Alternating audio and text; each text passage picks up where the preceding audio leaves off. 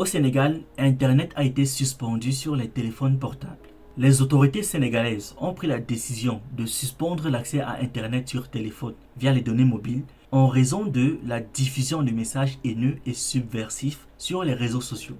Cette mesure a été prise suite aux appels à manifester en lien avec l'arrestation de l'opposant Ousmane Sonko. En prenant cette mesure, le gouvernement cherche à prévenir toute propagation de contenu susceptible de provoquer des troubles et à maintenir la stabilité dans le pays.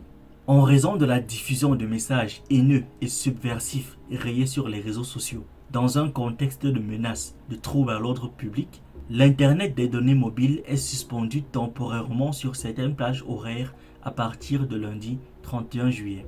Annonce dans un communiqué le ministre des Télécommunications et de l'Économie numérique. S'il y a bien une chose dont dépend le développement de l'Afrique, c'est l'accès à l'information, à la communication et aux technologies numériques. Les coupures d'Internet empêchent la circulation des idées, limitent la liberté d'expression et nuisent même aux opportunités économiques.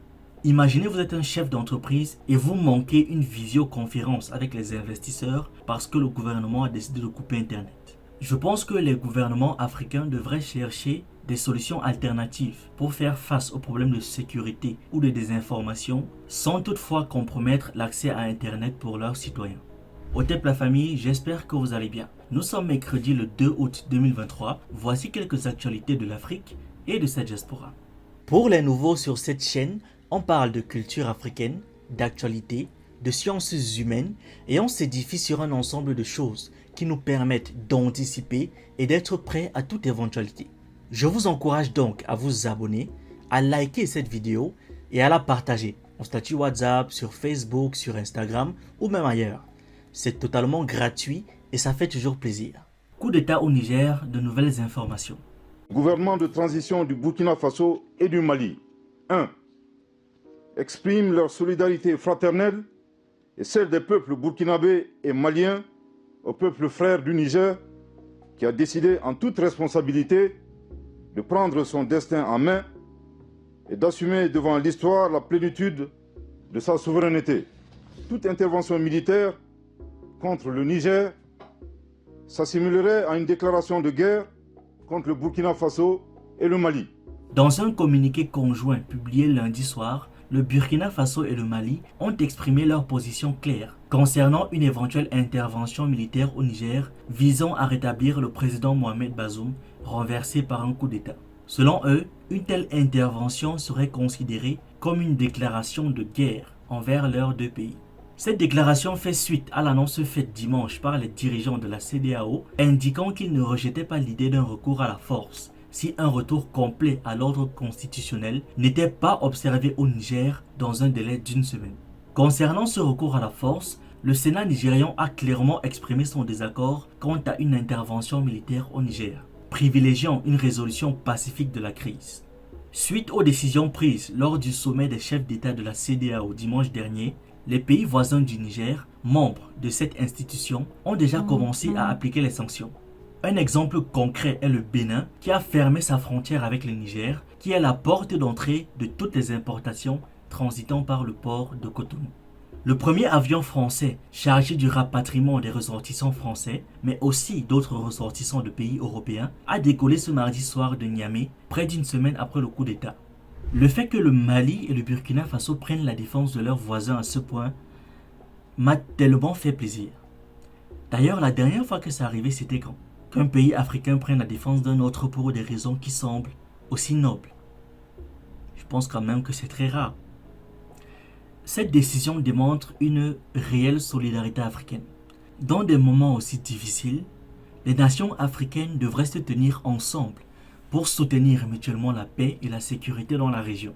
Ces pays-là, le Burkina Faso et le Mali, comprennent l'importance de travailler ensemble pour faire face aux problèmes transfrontaliers qui affectent leur stabilité et leur développement. Ils ne cherchent pas à imposer leur volonté contrairement à d'autres, mais à offrir une assistance et une coopération en cas de besoin. La défense du Niger par le Mali et le Burkina Faso renforce aussi leurs relations diplomatiques et contribue à développer une culture de confiance et de coopération entre ces pays-là. Et on ne peut qu'apprécier. Mais bon, il y a quand même une menace de recours à la force qui plane sur eux. En 7 points, je vais vous expliquer pourquoi est-ce que je pense qu'un recours à la force, autant de la France que de la CEDEAO, est une très mauvaise idée. D'abord, les pertes en vies humaines. Les interventions militaires entraînent des pertes humaines tragiques parmi les civils, tout comme parmi les soldats. Je ne vous apprends rien. L'utilisation de la force armée pourrait donc entraîner des dommages collatéraux, ce qui va augmenter les souffrances des populations qui sont déjà vulnérables. L'intervention militaire peut entraîner une déstabilisation de toute la région du Sahel. Les conflits peuvent s'étendre au-delà des frontières et aggraver les tensions existantes dans les pays voisins, créant ainsi un cercle vicieux de violence et de chaos. Une intervention militaire peut renforcer les groupes extrémistes en leur fournissant un prétexte pour recruter de nouveaux membres et augmenter leur soutien populaire. Les actions militaires peuvent aussi provoquer des réactions de représailles, ce qui va alimenter un cycle de violence. Les interventions militaires peuvent entraîner des abus contre les civils, des arrestations arbitraires et des exécutions sommaires. Les interventions militaires ne garantissent pas toujours une solution durable aux problèmes de sécurité.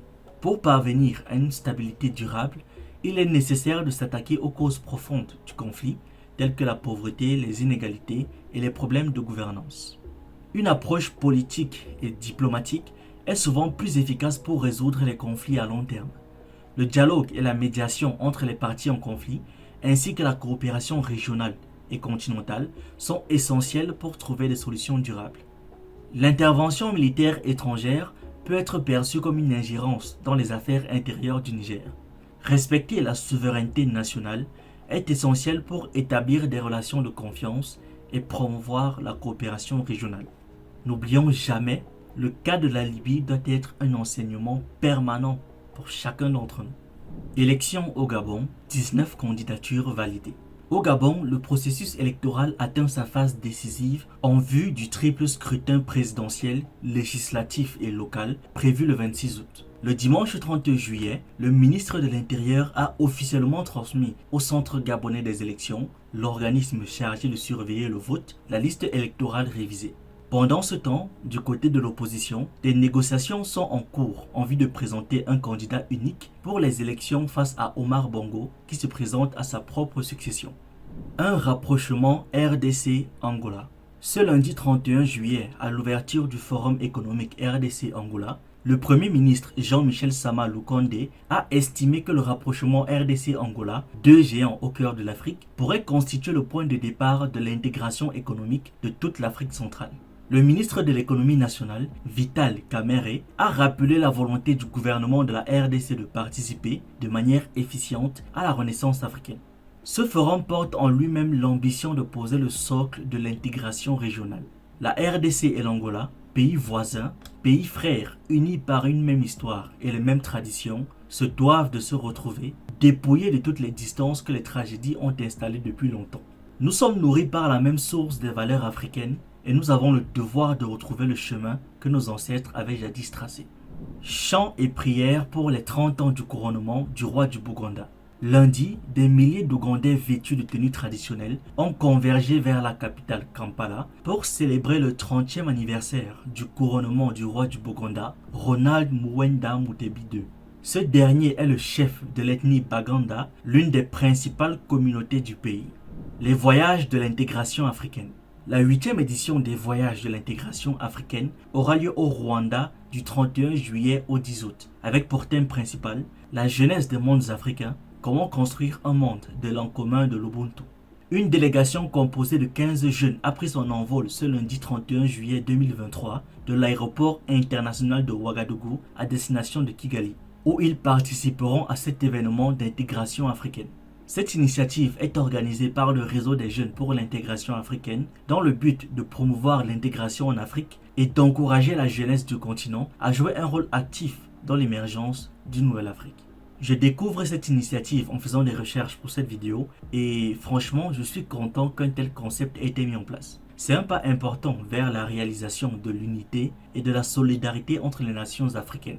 Ça contribue à renforcer les liens culturels, économiques et sociaux entre les pays africains, ce qui est essentiel, on va pas se mentir, pour promouvoir l'identité africaine commune et encourager le développement collectif.